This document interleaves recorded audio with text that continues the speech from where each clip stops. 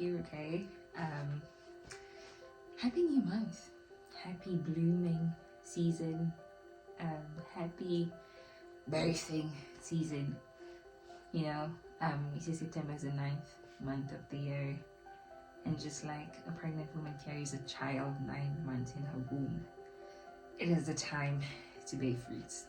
Okay? And it's funny because in the spirit of bearing fruits, I have absolutely nothing to tell you. I have never been one to force conversations and feel like things have to be said when really there's nothing in me to say or to share, at least at the moment. So in the spirit of consistency, because this is a commitment I have made to post something every Thursday, I just do want to share this with you, which really is a teaching my pastor is teaching about. I think maybe has been teaching about for the past 2 weeks on how to not be an emotionally driven Christian, which I feel is so relevant because so many of us have allowed for our feelings to become dictators instead of indicators of things being wrong and of things not being okay within ourselves. You know, it's something beautiful. I used to say that crying is stupid. Why am I crying? Who died? Right, that was me. And my brother once told me, he was just like, nah, don't cry, Andy. My twin brother said, just cry. You know, God gave you emotions. Use them. If you want to cry, cry. If you're excited, get excited. If you're sad, you feel it out, right? And I love it because it's really what my pastor says. They are meant to be indicators of things happening within us, not dictators of what we should do in the course of actions we have to take. And so many of us have allowed for our emotions to dictate many of the things we do, which is beautiful because it ties back to many of the stories I'm currently reading. I'm reading the book of Genesis again, and just seeing how when Abraham was old and he asked his servant to come and take an oath and promise him that he would not take a wife for Isaac, you know, in the land where they were, a lot of it, his decisions were not based on his fears or his desires or what he saw, what he felt like, but he based all of it based on the word that the Lord had given him, right? And how many of us, which is what my pastor really said, how many of us can truly stand the test of we do not live by our sight, but we live by faith?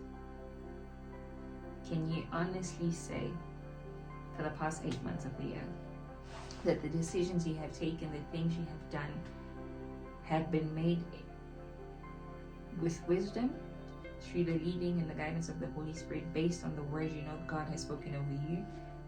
Or have they been emotional ones? Can you honestly say and stand to say that, okay, that was the Holy Spirit, I was walking and working under the influence of the Holy Spirit, or was it all just emotions? I was afraid, so I did.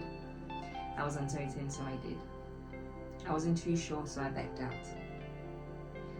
Can you stand to do and to continue on a journey where your emotions have left the room, but your commitment and your discipline keeps you there?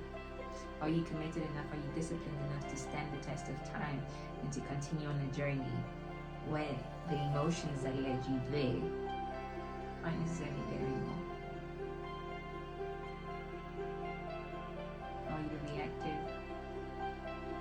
Are you responsive? Go and watch the last week's sermon. You'll understand what's the difference between being a reactive Christian and a responsive Christian.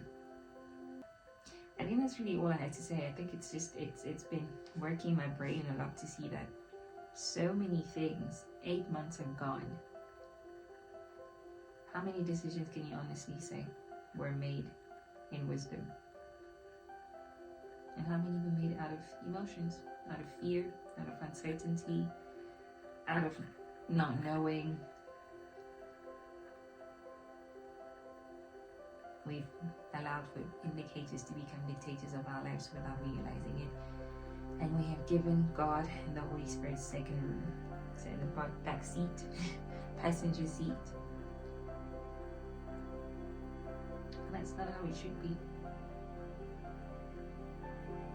That's what I have to say. It is the first week of the new month. Take the time to fully reflect and just think on everything you've done so far, where that has led you in terms of what God has said over you for the year, for your life in general. Because there's a word I believe that the Lord speaks over your life that is very static. It's a word.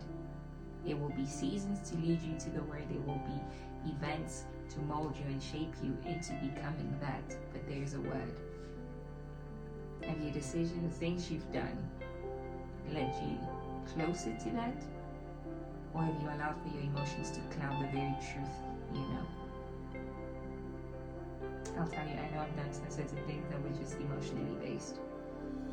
Emotionally led, just full of emotions. And I stand to live the consequences of it.